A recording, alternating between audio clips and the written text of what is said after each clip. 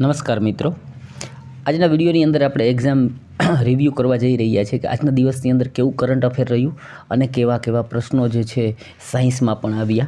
Okay, જેથી કરીને તમને એક સ્ટ્રેટેજી બની શકે કે ભાઈ તમારે શું ઘટે છે, તમારે કેવી તૈયારી કરવી જોઈએ. બસ એક જ રિક્વેસ્ટ છે કે વિડીયોને પૂરો જોશો, જેથી કરીને સંપૂર્ણ શીખવા જેવી બાબતોથી તમે વાકેફ થઈ શકો.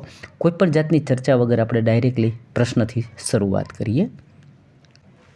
પ્રથમ પ્રશ્ન વાંચીએ કે સીમા સુરક્ષા બળ, જેને આપણે BSF તરીકે ઓળખીએ છીએ, બોર્ડર સિક્યુરિટી ફોર્સ, એનો કેટલામો સ્થાપના દિવસ જે છે 2024ની અંદર ઉજવવામાં આવ્યો. હવે એક નાનકડી વાત કરી દો કે ઘણા છે ને વિડીયો પૂરો નથી જોતા અને પછી મારી પાસે નીચે કોમેન્ટમાં નંબર માંગે છે, ટેલિગ્રામની લિંક માંગે છે, આ PDF માંગે છે. એમને કહી દઉં કે જો પહેલાં તો મારો નંબર આપી દઉં. ભાઈ મારો નંબર છે 9157688058. આ વોટ્સઅપ નંબર છે. આ વોટ્સઅપમાં મારી સાથે કાંઈ કમેન્ટ કરવી હોય, વાત કરવી હોય તો કરી શકો. મટીરિયલ પરચેજ કરવું હોય તો પણ તમે વાત કરી શકો, જેની અંદર કરંટ છે, રિઝનિંગ છે, મેથ્સ છે અને સાયન્સ છે. એટલે આ પ્રશ્ન પૂરો થઈ ગયો. બીજી વાત રહી કે ટેલિગ્રામ લિંક જે છે હું દરેક વિડીયોના નીચે આપું છું, એટલે ડાયરેક્ટલી તમે ટેલિગ્રામ ઓપન કરી અને જોઈન્ટ થઈ શકો છો. ત્યાં આપણે આ વિડીયો પૂરો થાય એટલે કલાક 2 કલાક મને જ્યારે અનુકૂળતા આવે ત્યારે હું આ ફોટોગ્રાફ્સ મૂકી આપું છું, જેથી કરીને પ્રશ્ન તમે ફ્રીમાં મેળવી શકો છો. ઓકે, 2 વાત પૂરી થઈ ગઈ. એના સિવાય કે એમાં ટેલિગ્રામની અંદર મેં ઘણી બધી ફ્રી ટેસ્ટ, ઘણા બધા ફ્રી ડેટા મૂકેલા હોય છે, એને તમારે શોધીને જોવાના હોય અને બાજુમાં એનો વિડીયો પણ હોય છે, એટલે ફ્રીમાં મળી રહેશે. ઓકે, તો હવે આપણે સીધા પેપર ઉપર આવી જઈએ. જુઓ, પહેલાં તો વાત કરીએ કે ભાઈ સીમા સુરક્ષા બળનો સ્થાપના દિવસ ઉજવાયો, પણ આપણને એ તો ખબર હોવી જોઈએ ને એની સ્થાપના ક્યારે થઈ.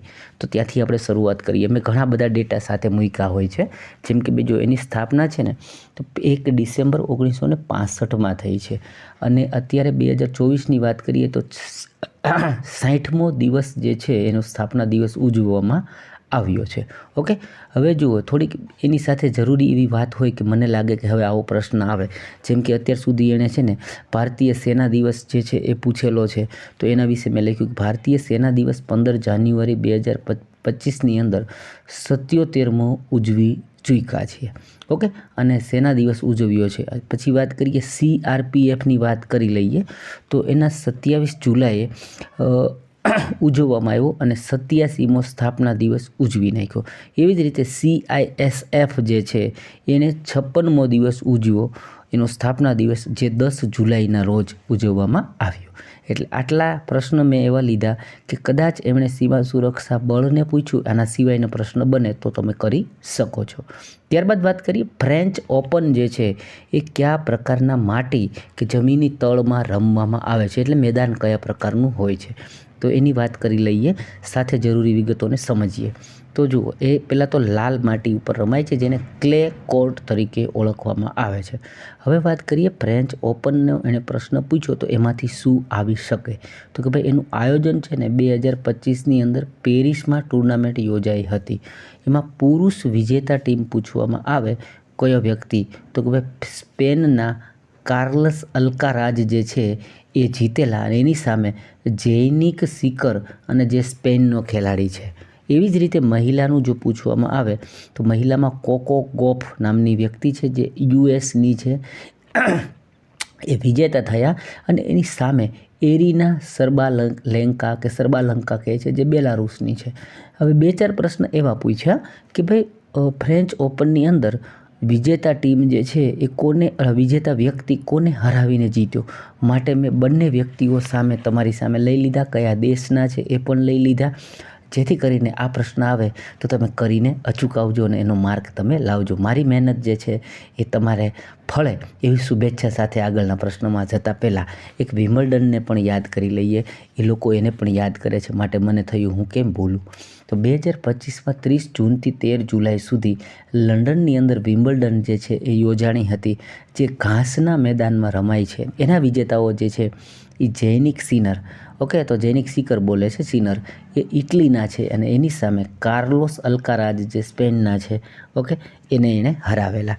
એવી રીતે મહિલામાં પૂછે તો ઈગા સ્વીટેક નામ છે પોલેન્ડની અને એની સામે અમાન્ડા એનિસિમોવા યુએસની છે, એણે હરાવેલી.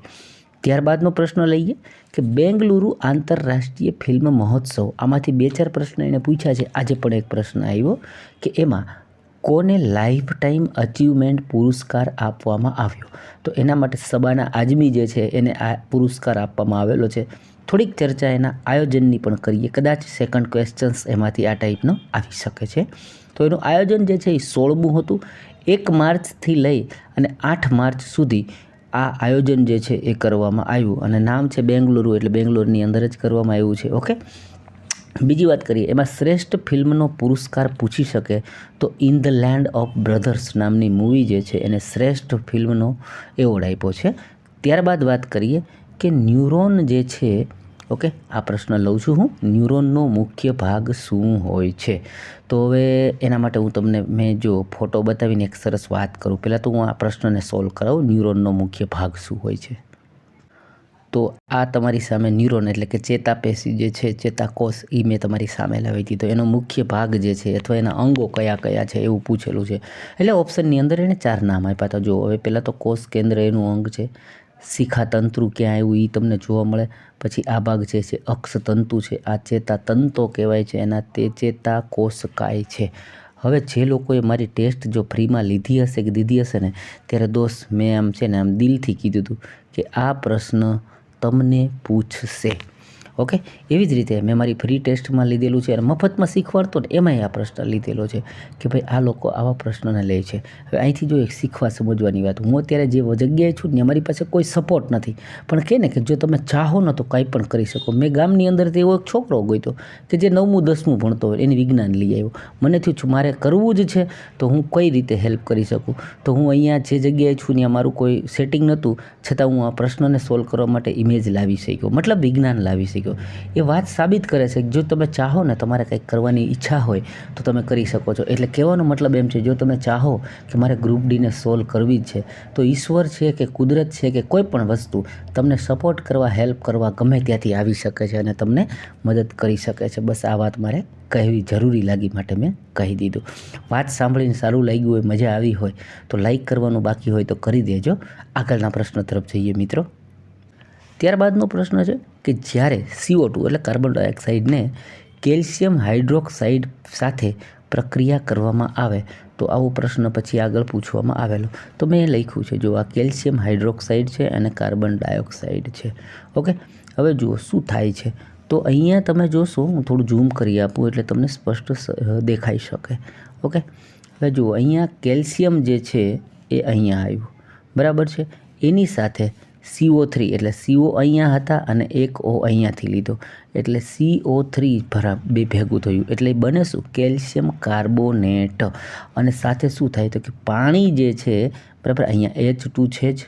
ઓકે, એટલે H2 અને અહીંયા પાછો જો એક O જે છે એ અહીંયા છે. આપણે 3 અહીંયાથી 2 આ 2 લીધા, એક O અહીંયાથી લીધો તો એક O વધ્યો હજી, એટલે H2O એટલે કે પાણી. તો આ પ્રક્રિયાની અંદર શું બન્યું તો કે ભાઈ કેલ્શિયમ કાર્બોનેટ બન્યું અને સાથે પાણી જે છે એ રિલીઝ થયું.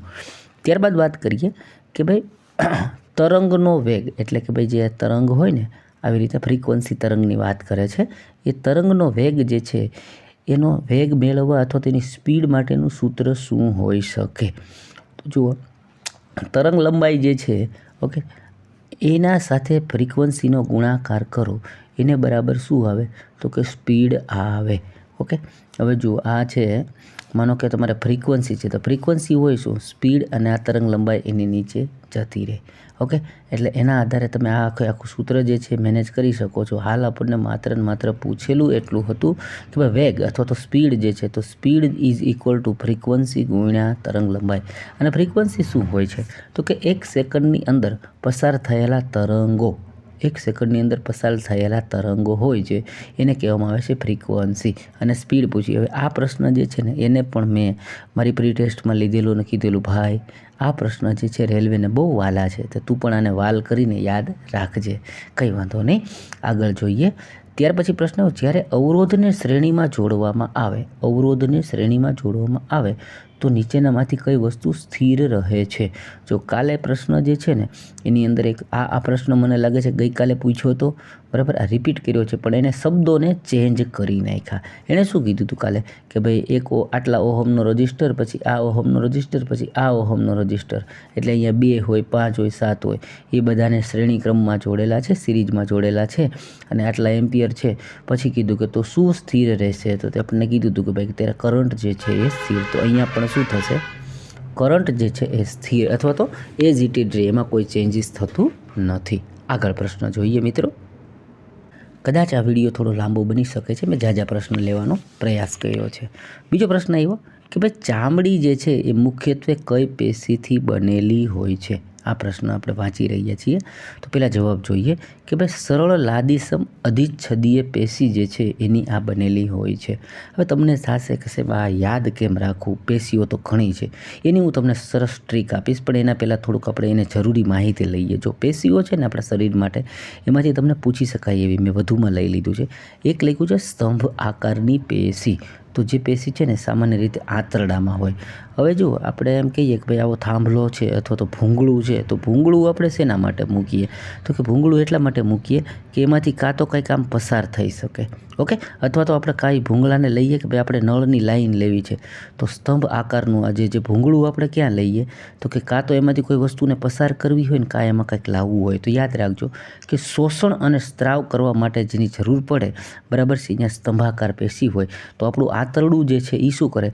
એક તો કોઈ આપણું સંડાસ જેવી વસ્તુ છે એને લઈ જાય, ઓકે, અને એની અંદર જે કાંઈ આપણું પોષણ તત્વ છે એને એ શોષણ કરે. એટલે એકને મેં તમને યાદ કરાવી દીધી. બીજું છે ઘનાકાર પેશી. તો એ મૂત્રપિંડમાં હોય, પછી આપણી લાળ ગ્રંથિમાં હોય, બરાબર, જેનો ઘન જેવો આકાર છે. ઘન કેને કહેવાય?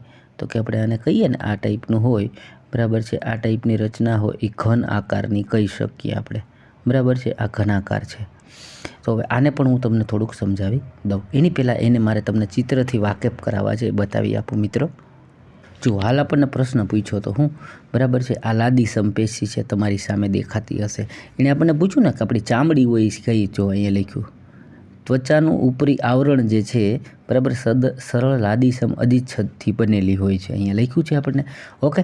હવે તમને આની શોર્ટકટ આપી દઉં. આપણે લાદી છે એ શેના માટે વાપરીએ ઘરમાં? તો કે ભાઈ આપણું ઘરનું નીચેનું જે આવરણ છે ને એને આવી રીતે ઢાંકી શકીએ. નીચે ધૂળ હોય કે માટી હોય એને ઢાંકવા માટે, બરાબર છે, એ ઢાંકવા માટે શેની જરૂર પડે? તો કે લાદીની.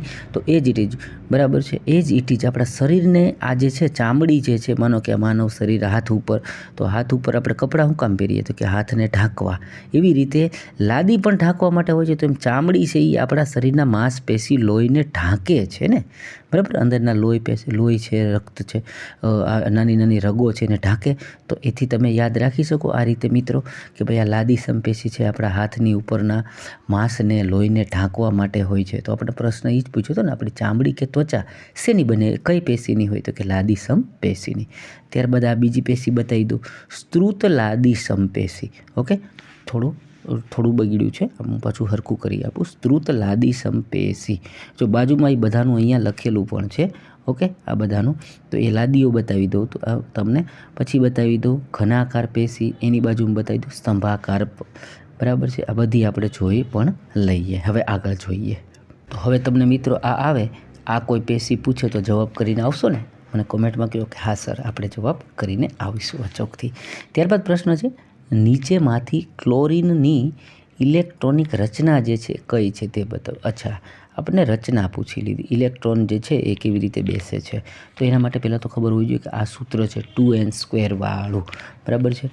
હવે આ જે ક્લોરીન છે ને એ તમને ખ્યાલ હોવી જોઈએ, Cl જે છે ક્લોરીન 17 નંબર ઉપર છે. એનો મતલબ કે એમાં 17 ઇલેક્ટ્રોન બેસે છે.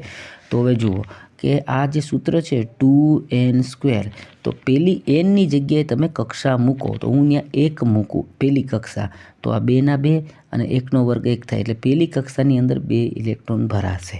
બીજી કક્ષામાં હું અહીંયા 2 મૂકું, તો આ 2 ના 2 એની સાથે 2નો વર્ગ એટલે 4, તો બીજી કક્ષામાં કેટલા ઇલેક્ટ્રોન ભરાણા? તો કે 8, ઓકે. હવે ત્રીજી કક્ષા માટે હું અહીંયા 3 લઉં. તો હવે પહેલાં તો હું જોઉં, અહીંયા 2 અને 8 મેં ભરી દીધા, તો 8 ને 2 10 થયા. તો હવે ત્રીજામાં શું આવે? 17 છે, તો કે 7 ઇલેક્ટ્રોન બેસે. એટલે કે એની ઇલેક્ટ્રોનીય રચના જે છે એ કેવી હશે? તો કે 2, 8 અને 7 મુજબની, ઓકે, આશા રાખું છું આપ સમજી ચૂક્યા છો. ત્યારબાદ જોઈએ નીચેનામાંથી કયું એક આણ્વીય સંયોજન છે. તો પહેલાં તો મોલિક્યુલર કમ્પાઉન્ડ કહેવાય કોને, આણ્વીય સંયોજન કહેવાય કોને. તો એની મેં વ્યાખ્યા લખી આપી કે ભાઈ જુદા જુદા તત્વોના પરમાણુઓ એક નિશ્ચિત પ્રમાણમાં એકબીજાની સાથે જોડાઈને સંયોજનના અણુઓનું નિર્માણ કરે છે. ઓકે, જેને સમજી ગયા મારી વાત કે જુદા જુદા તત્વોના પરમાણુઓ એક નિશ્ચિત પ્રમાણમાં એકબીજાની સાથે જોડાઈને સંયોજનના અણુઓનું નિર્માણ કરે એને કહેવાય આણ્વીય સંયોજન. હવે આનો પણ હું ફોટો લાવ્યો છું એટલે તમને બતાવી દઉં. એના ઉપરથી તમને જવાબ જે છે આમાં કયો આજે આ આવ્યો છે પણ કાલ કયો આવી શકે એ શીખી શકો. બતાવી દો પહેલાં.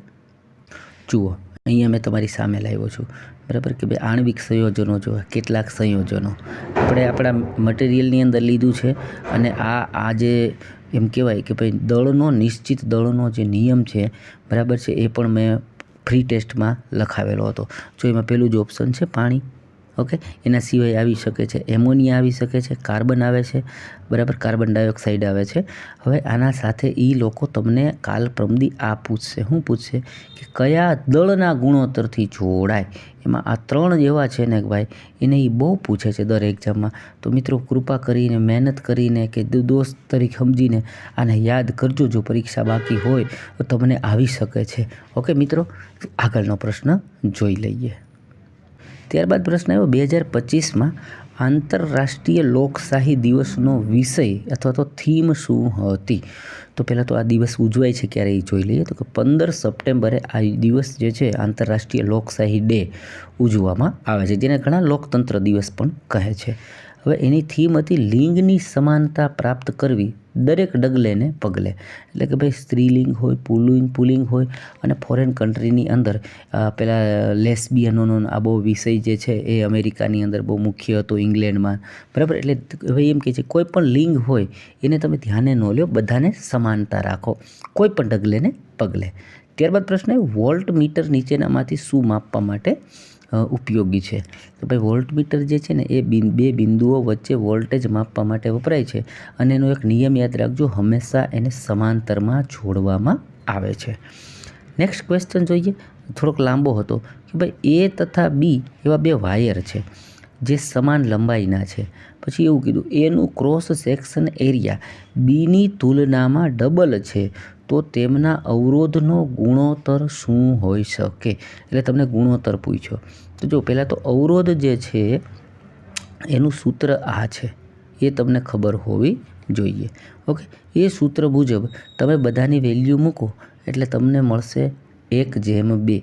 શું મળશે? 1/2. આટલું તમારે કરવાનું હતું. બની શકે છે કે આ અવરોધનું સૂત્ર છે કાલ સવારે પૂછી શકે, તો એને પણ તમારા માટે હું લાવ્યો છું.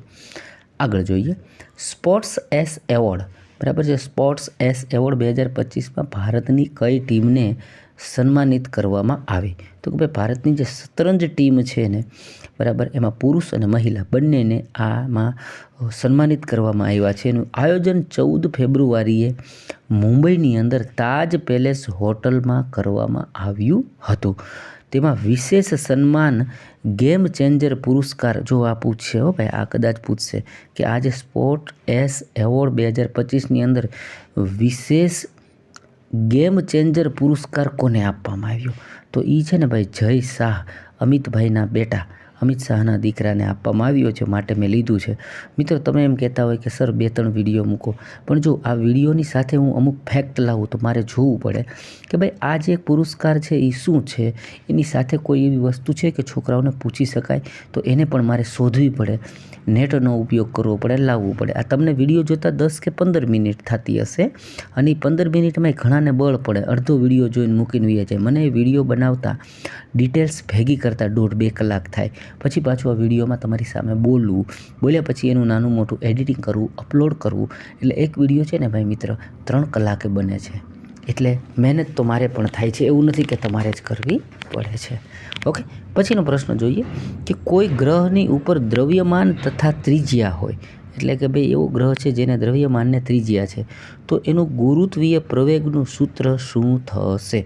તો અહીંયા મેં લખ્યું છે, કદાચ તમને ખ્યાલ હોય ને તો થોડા દિવસ પહેલાં મેં આવો એક પ્રશ્ન આવ્યો ને ત્યારે એમ કીધું હતું કે ભાઈ જી જે છે એ જી બરાબર, પછી M1 M2 અને છેદમાં R એટલે કે ત્રિજ્યાનો વર્ગ, આવું સૂત્ર મેં લખાયું હતું. બસ એ જ વસ્તુ છે કે ભાઈ એનું સૂત્ર ફરીથી એણે પૂછ્યું, પણ કર્યું શું, પ્રશ્નને લંબાવીને પૂછ્યું. ઓકે, એટલે કહેવા હું માગું છું કે ટોપિક ક્લિયર હોવો જોઈએ, કોન્સેપ્ટ ક્લિયર હોવો જોઈએ. પ્રશ્નને એ છે ને આડાહવળો ઘુમાવે તો કોઈ વાંધો નહીં, તમે જવાબ આપી શકો. ત્યારબાદ વાત કરીએ કે ભાઈ મૂળ વકફ અધિનિયમ જે છે એ ક્યારે લાગુ થયેલું હતું. એટલે તમને ખ્યાલ છે 2024ની અંદર વકફ અધિનિયમની અંદર ચેન્જીસ કરી અને કદાચ એની કલમ 13 અને 14માં ચેન્જ કરવામાં આવ્યા છે. બની શકે એ પણ પ્રશ્ન પૂછે હો ભાઈ કે ભાઈ વકફ સુધારાની અંદર કઈ કલમમાં સુધારો કર્યો, કલમ 13 અને 14 છે. ઓકે, તો અહીંયા એણે એમ કીધું કે મૂળ વકફ અધિનિયમ જે છે એ પહેલી વખત ક્યારે લાગુ થયેલો હશે, તો કે 1923માં. ત્યારબાદ એની અંદર ચેન્જીસ કરેલા 1995માં અને હવે હમણાં સુધારો કર્યો 2024ની અંદર. આગળ જોઈએ, નીચેનામાંથી કયા દેશે પ્રથમ AI સેટેલાઇટ લોન્ચ કર્યું. તો ભાઈ ખબર છે સૌથી આગળ તો કોણ હોય, તો કે ભાઈ ચાઇના જ હોવાનો છે, બરાબર છે. ચીન છે એ જ કરે છે, પણ મેં એનું નામ લાવ્યો કે ભાઈ ચાઇના છે અને આણે આ જે સેટેલાઇટ લોન્ચ કર્યું એનું નામ છે Hong Kong youth science and technology innovation satellite. આવડું મોટું નામ છે. જો મારે આ પ્રશ્ન માટે માહિતી લાવવી પડે ને કે કોણે કર્યું, શું કર્યું, એનું શું આસપાસની ડિટેલ હતી, એટલે હું તમારી દૃષ્ટિએ એમ કહી શકું કે હું એક લાયક ને હકદાર છું, સબસ્ક્રાઈબ કરવાને હકદાર છું. જો ગમે તો કરી શકો છો. ત્યારબાદ પ્રશ્ન છે કે ભાઈ બહિર્ગોળ અરીસામાં કઈ રાશિ ધનાત્મક હોય છે. બરાબર, તો મેં બહિર્ગોળ અરીસો જે છે એ તમને ભણાવેલો છે, અંતર્ગોળ અરીસો પણ બોર્ડ ઉપર ભણાવેલો છે સરસ રીતે. તો એની અંદર લાંબી વાત નહીં કરીએ, ખાલી એટલું કહીશ કે ભાઈ એનું જે ફોકસ છે, ઓકે, અને એવું કહેવાય કે ભાઈ સેન્ટર ઓફ કર્વેચર એટલે કે ભાઈ ફોકસ એટલે કે ભાઈ એનો F કહેવાય છે, જેને Fથી ડિનોટ કરવામાં આવે છે.